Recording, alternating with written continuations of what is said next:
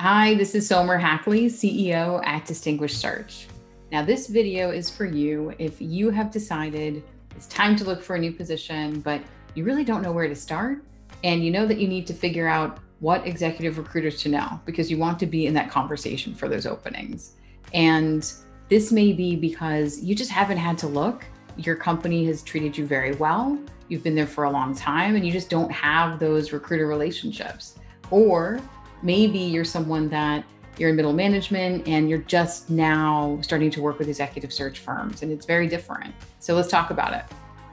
Now, look, you can easily just go onto Google, type in largest retained executive search firms, find your list, and by all means, you should do that. You should know who the big players are. Then you can go onto the websites of those companies, and they tend to write about all the bios of all the partners and consultants, and sometimes the principals are on there, and you can reach out to these people. But here's the thing, these firms get a lot of inbound email, and you want to stand out.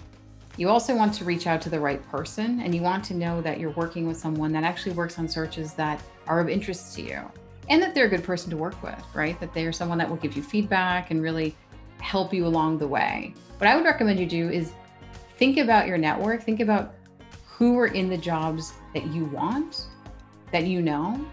Look at the titles of your friends, of your ex-coworkers, and reach out to them and just ask them, who have you worked with before? What executive recruiters have you worked with before? And they might give you names of firms you've never heard of.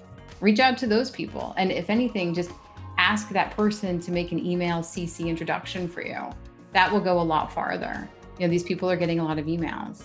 In another video, we'll talk about how to position yourself in that phone call so you can make it more of a relationship versus a transaction. But for now, it's just about how do you find these people? And don't think just because you know one person at each search firm that you've covered all your bases and you can check off your list and say, all right, I'm done. My feelers are out. I am on the radar. People will just start calling me with open jobs. That's just not how it works. So these firms have, if it's a big firm, they have multiple practices, and you might fit into more than one practice.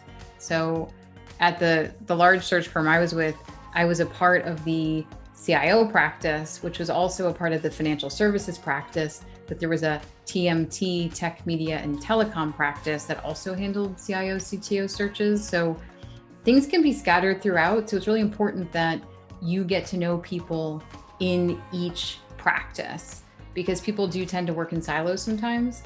So the other thing to note is just because you know the partner doesn't mean that you shouldn't know everyone else on the team. Now, don't take this the wrong way. Don't start overly spamming everyone and contacting everyone and saying, hey world, here I am, everyone at this company. No, that is taking it way too far. And that is not what I am saying here, because the other thing to remember is all of these practices, everybody on the team, they tend to talk quite often. If you send the same exact email to 5 people, they're gonna all compare notes and be like, hey, did you hear from this person today too?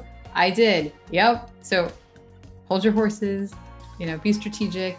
We'll talk about how to reach out, that's another video.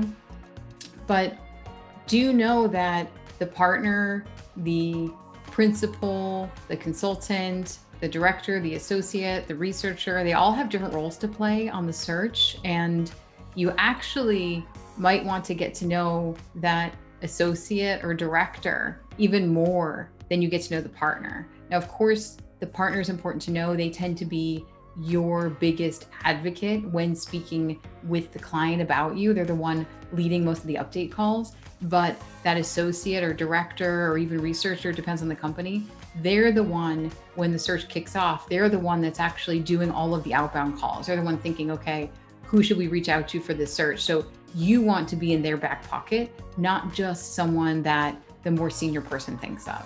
So that's a quick video on I'm looking, now what?